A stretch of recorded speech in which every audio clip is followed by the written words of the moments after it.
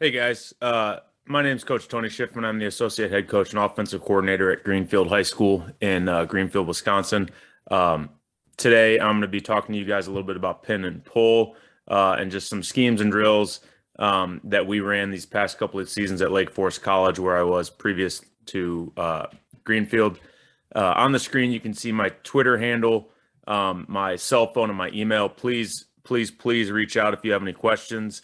If you want to just talk football, or if you would like to get a little bit more information about pin pull. So this past season at Lake Forest College, we had our best season in school history. We finished 10-1 with a 9-0 undefeated conference championship regular season. We averaged 46.5 points per game, 413 yards per game, over 201 rushing yards per game, 5.3 yards per rush, 32 rushing touchdowns, and we had the Midwest Conference Lineman of the Year. We also had first-team all-conference running back, a couple other all-conference offensive linemen, and just had a really, really successful, fun season. So during the 2021 season, we ran pin pull 41 times. On those 41 times, we gained 306 yards, which came to an average of 7.46 yards per carry, and we scored 7 rushing touchdowns. This was actually probably a lesser season for pin pull for us. Normally, that's kind of that had been their staple, their sort of go-to run play. We have slowly transitioned. We had slowly transitioned a little bit more into an inside zone team. And so pin pull, which we use as our outside zone, sort of took a back seat.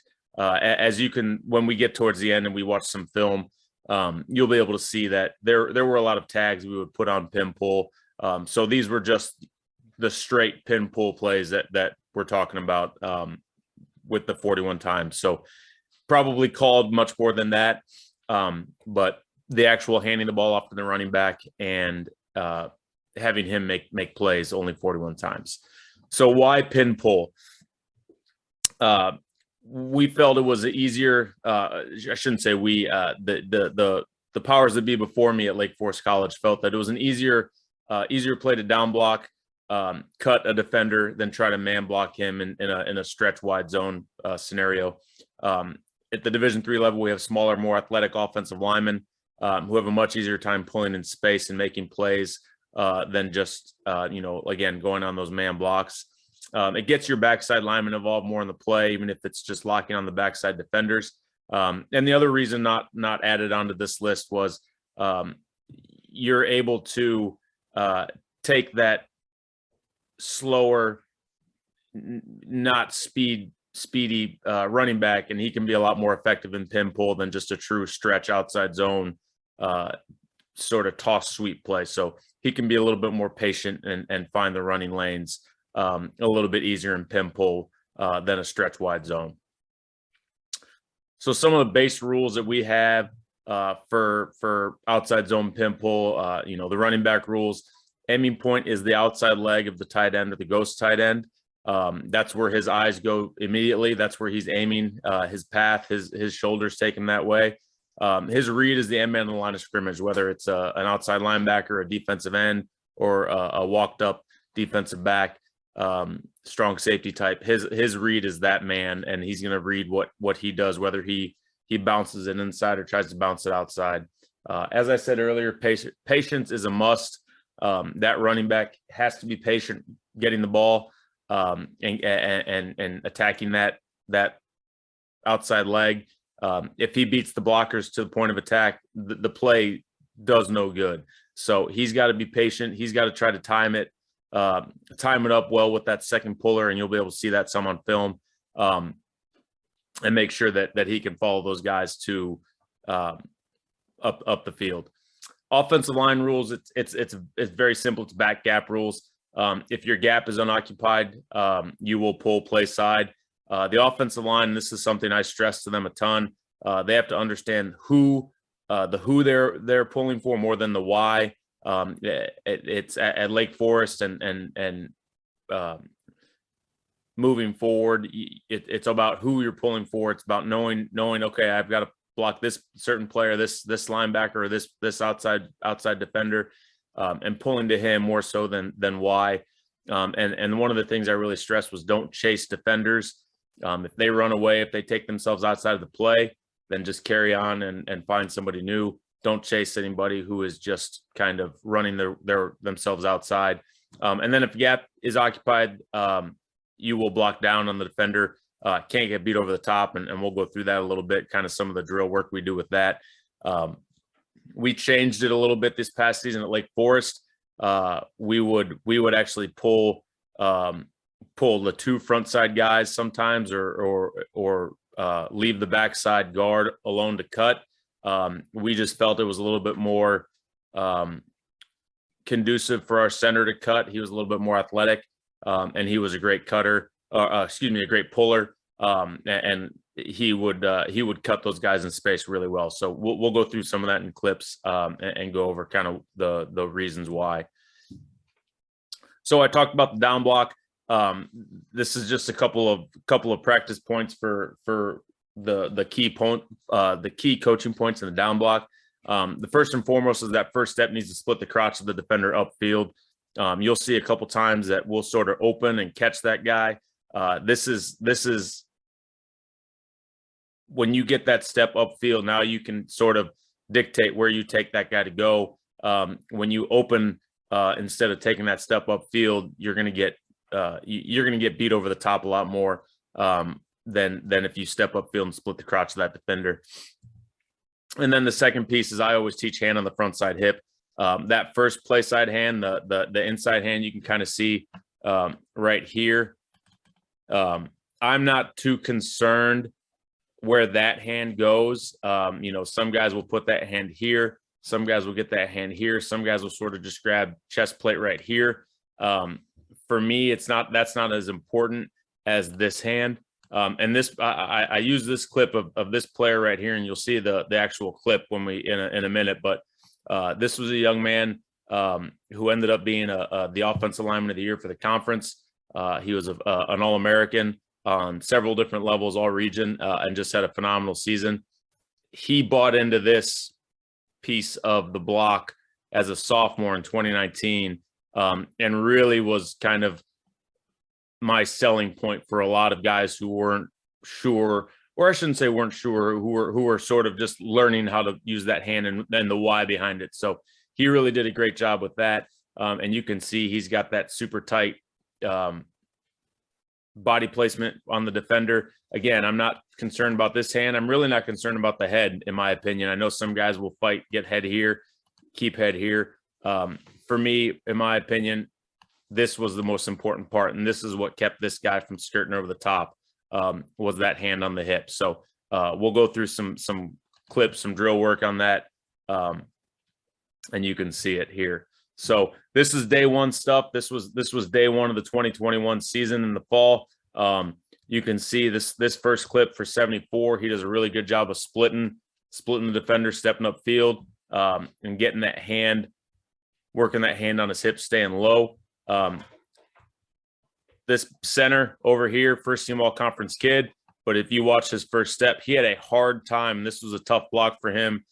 Just physically, he just had a tough time trying to break through his mindset of taking that step upfield. So you can see with his first step, he sort of takes it backwards, almost, lateral, almost backwards, but does a good job of continuing to keep his feet moving and fighting through the block. So we fought for 3 years trying to get him to take that step upfield instead of going flat to lateral. But you can see on this big guy over here, he does a real good job taking that step upfield, get the hand on the play side hip, and driving him down on that down block.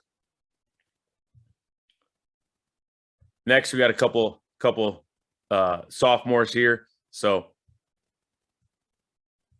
you can see 55. It takes that step. He doesn't do a great job with it, but it doesn't go backwards. It doesn't go lateral. It's almost like an up and down tamp step is what I call it. So he does a pretty good job here, and then does a good job of getting that hand on the hip. Again, the outside hand, I'm not too concerned where it goes. He likes to grab that middle sternum piece and drive, keeps the head engaged. And then obviously with this second guy here, whoever this coach is, must be a pretty big jerk. He's standing in the way, so you guys can't really see what that first step does. So I'll have to work on that for next season. But both pretty good jobs here by these guys, keeping the feet moving, staying engaged, not letting that guy fight over the top.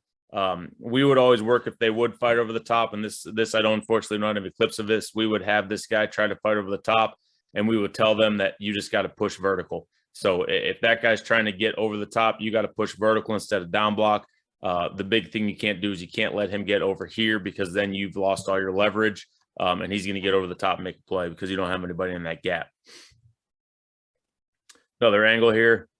Again, you can see the same center here. Doesn't do a good job with that step. Goes lateral to backwards with it, but does a good job getting that hand on the hip and driving him down. He wasn't as tight as the other guys you can see here, because he as I said was a center, so he would sort of be that guy that would wait a little bit more, because if that guy would try to screw over the top, he did a good job of getting that guy just going vertical. And then over here on the other side, this is a young kid. He was a freshman this past season. Really worked his tail off to try to get better at his craft. And you can see right here, not a great step upfield, but not backwards. Okay. A little bit too lateral, a little bit too much of a tamp step, but does a good job getting the hand on the hip. I'd like to see him get a little bit tighter, hug that defender a little bit more. But overall, pretty good job with that hip. Driving on there, and again, he's a guy. If I could have shown you his film from week 10 as compared to week 1, he was night and day. So here's the All-American kid right here, number 75. So you can see, watch his first step, takes that good step upfield into him. He gets that hand. If you can see, it's a great shot right here. You can see that hand. He's aiming low, super low. A lot of the time, what would happen is guys would aim for the hip and end up hitting on the oblique. I would tell them almost aim for underneath the butt cheek, because then you're probably putting your hand right on the guy's hip and caving it in. And so you can see here, he does a real good job coming off the ball, getting that guy moving and keeping tight to the defender so that he can drive him out of the way.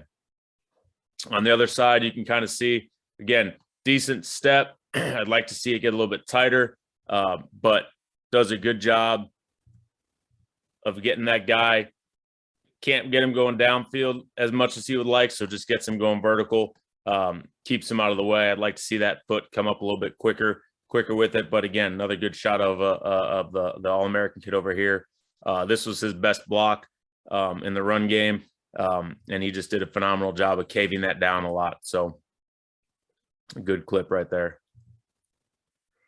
So then we move on to the actual start of the pin pull action of it. So obviously this was our right guard. He's got a man in his backside gap, so he's down. And then we just work on pulling through. Again, pulling for your who, not your why. So in this situation, he's pulling for this linebacker right here. Go find him, and then just kind of make sure you get there quick. Run through contact. Again, this was day 1, so we're not doing anything heavy hitting here. Just more work on that skip pull aspect of it and getting depth and getting around the block.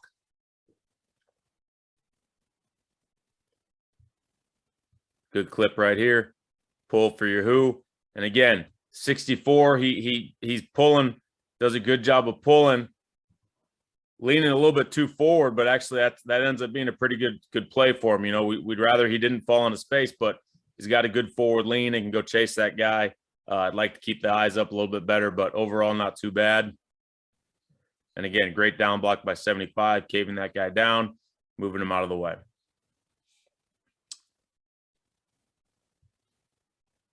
Couple of young kids here. 74 does he ended up being our left tackle. He's at right tackle right here.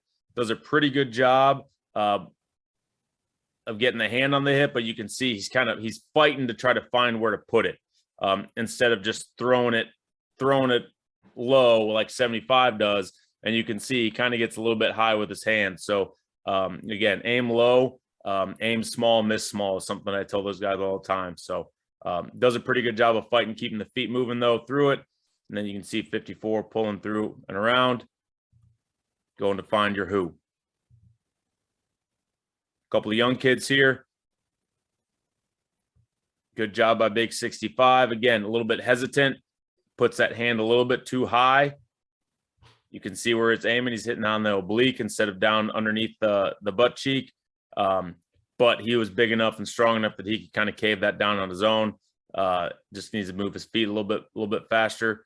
And then a good job pulling by 58 right here. Getting depth, getting around that man, going to find your who. So here's how another drill that we started to do with pulling and kind of breaking down. One of the issues we had previously was guys would go and pull and they would basically run by their man. So this kind of got us going where we could break down and sort of shuffle our feet, have to bend our hips a little bit, have to force ourselves to play low and go pick up the ball. And so you had a couple clips of us going a bunch of different ways right here, running through it, and then just moving on to the next man. These were all day one, day two drills. Obviously you can see we don't have pads on. So just focusing on the timing of things, getting out there, getting out in space. One of the drills we would do, again, don't have film of it, but what we would do later on in the season is essentially the same type of drill, except instead of throwing a medicine ball, we'd throw the big tackle donut, and that would be a sideways roll, and we'd cut it. We'd work on cutting that bag, cutting that tackle donut, and just trying to go find it and cut that guy. Again, good job here. Like to see the center get a little bit more depth to get around that. He kind of goes sideways to go forward. I'd like to see a little bit more depth to get around that. And then make sure you go find your guy, go find your who. Couple more clips here.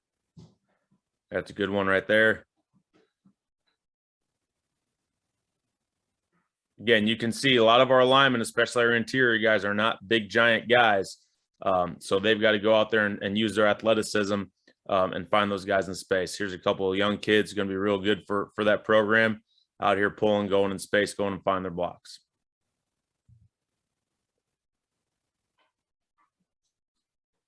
Two young kids again. Good job.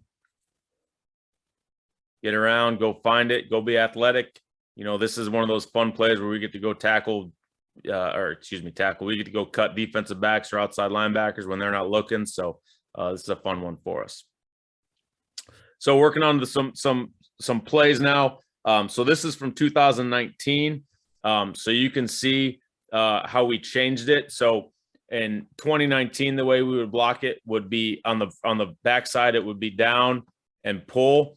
And then kind of depending on what the play was, we would either lock on the backside of here, or we would go climb up for the backer, down block here, and then we're pulling these two guys for backers, so you can kind of see how we did it previously. Again, good job. This is big number 75, so you can watch him on that cave down block, do a real great job blocking him out of the way. And then again, try to be patient. So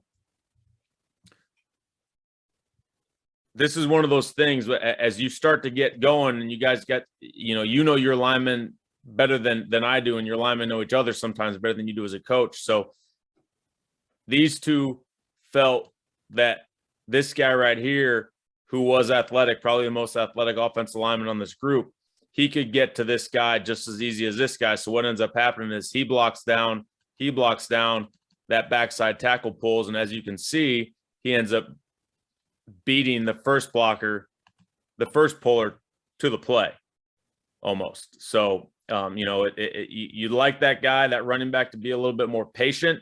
Read it. He was a freshman this season, because if he follows his second puller right here, who knows where that guy's going. So it's just, again, you'd like to, in a perfect world, you'd like to run it this way, almost like that, obviously that buck sweep look, but as coaches know, we don't always get the look we want. So Here's another good clip. Again, base rules of this play in 2019, you know, backside defender, backside gap.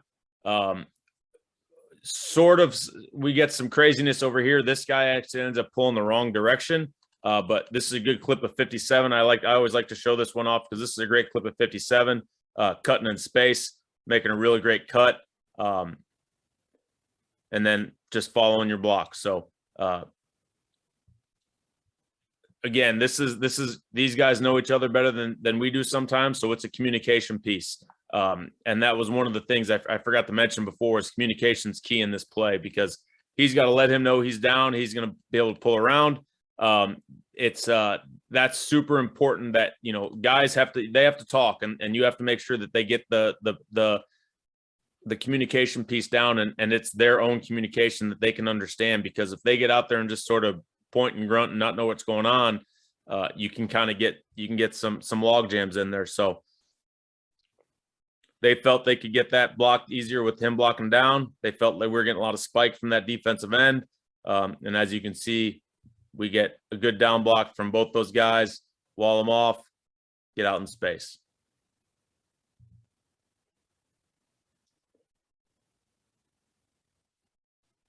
Here's another good look. It's not always going to be,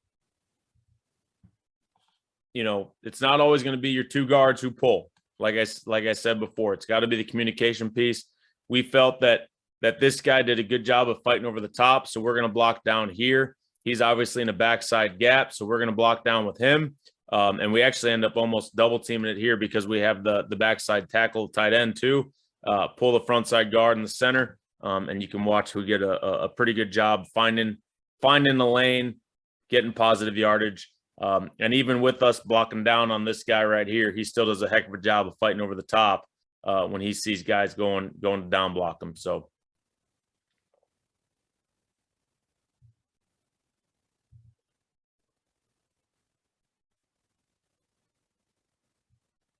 another clip, you got the backside tackle pulling again. All right. Doesn't always work the way we want. You get that backside linebacker coming off the edge, making a play because we don't have our eyes up to see it. But you can see the down blocks. You can see us trying to pull out there in space.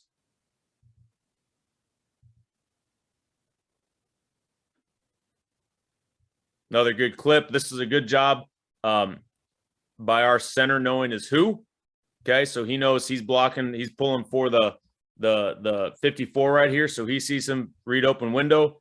He goes and he attacks, picks him up. 56 turns up, and then you see the running back does a great job of making a good cut and getting all the way against the grain and getting something out of nothing instead of trying to fight to go outside and getting caught for probably a tackle for loss. So good job of knowing your who and not your why.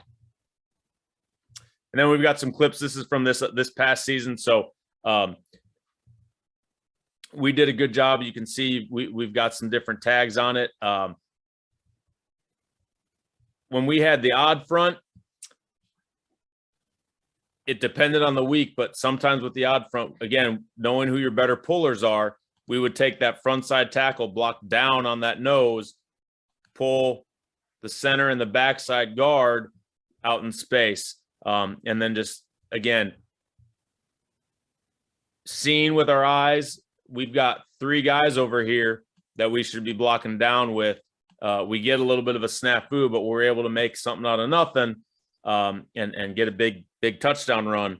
But, you know, this is one of those plays why we've got that big yards per carry on it, because we get guys like this running back who make us look a lot smarter than we are. So, again, communication is key. You got to make sure that those guys, and you got to include these two guys in that piece too. You got to include your tight ends, your H-backs, anybody who's a blocker in that piece so that they know the communication and they're not saying something wrong to mess this guy up, which is what happened on this play. So make sure you get that communication piece, get those guys down. But 57 does a great job of just reading, seeing that guy blitzing, and just picking him up and keeping contact and driving through it. And again, making something out of nothing.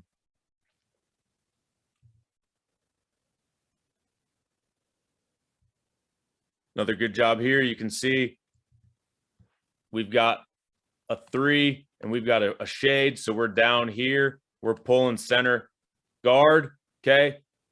You can really have two different things here. Guard could block down here, pull the tackle. But in this situation, our guard was a better puller than this guy. So you'll see 74 does a really good job of cutting this guy or trying to get him cut just to keep him out of the play. And then you've got your down blocks all over the place here. And then you can see 57 does a great job of cutting again, cutting out in space and getting that guy off for the races. So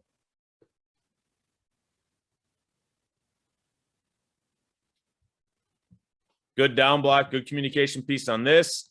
All right, we get a little bit of a confusion on here. What should have happened was probably either block him down or arc out and let the tackle kick this guy out. And then we'll have bodies, but what happens is sort of you get multiple guys on one player, and it sort of becomes a little bit of a cluster. So again, great job by the center finding your who. Great job by the backside guard finding your who.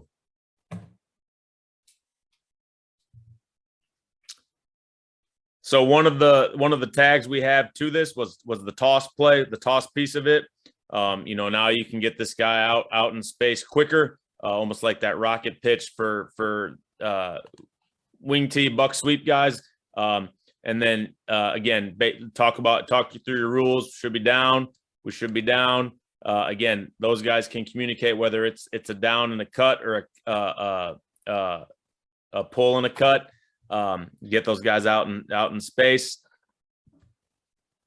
Probably not communication here because we're not sure what's going on.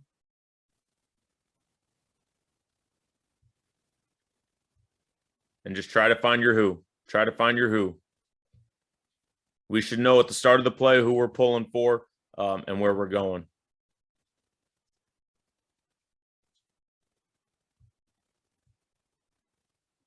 Okay, it's a good example right here of talking through things. So we end up having head up nose, covered. So we lock, we're down here, and we end up pulling just the center. Again, not a lot of communication over here. What could have happened would be down and pull 74. Okay, what ends up happening is there's hopefully by this time, this was week 10, there's a little bit more communication. 74 felt that he could get this guy hooked, and we end up pulling around it. So it was a good piece of communication with those guys. He felt he could get him stretched, almost like that true outside zone play, get him stretched, and then a good job of that running back just squirting through, and getting, again, this is what I talked about. You get the backside involved a little bit more, whether it's pulling or locking on, but they're not just sitting there kind of chasing after guys in downfield with nowhere to go.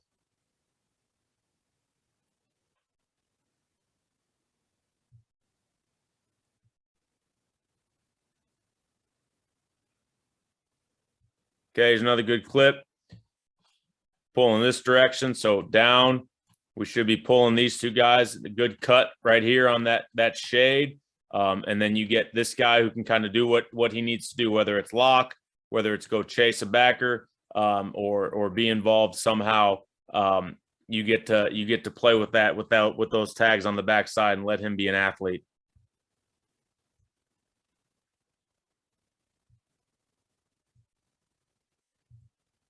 Okay, pretty good job by 85 at the point of attack, but as you can see, defensive guy ends up skating over the top of him. That kid was just a great, phenomenal athlete. So hand on the hip would have helped a little bit better. That's one of those things we talked about. You got to get time to work with those guys and make sure that everybody's on the same page. So good job finding your who, finding your guy out in space. Let your running back go make a play.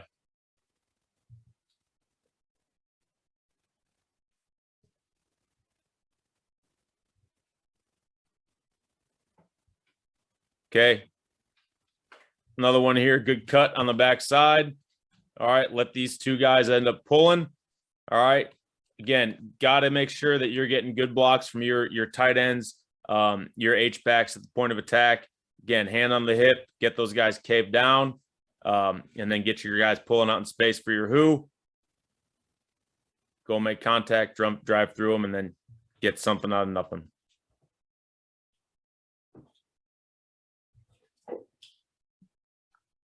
So as you can see, this was a big play for us the past season. We really enjoyed running it. Again, if you have questions, if you have anything that you'd like to know, here's my contact information. If nothing else, I appreciate this. Thank you for listening, and hope to talk to you guys soon.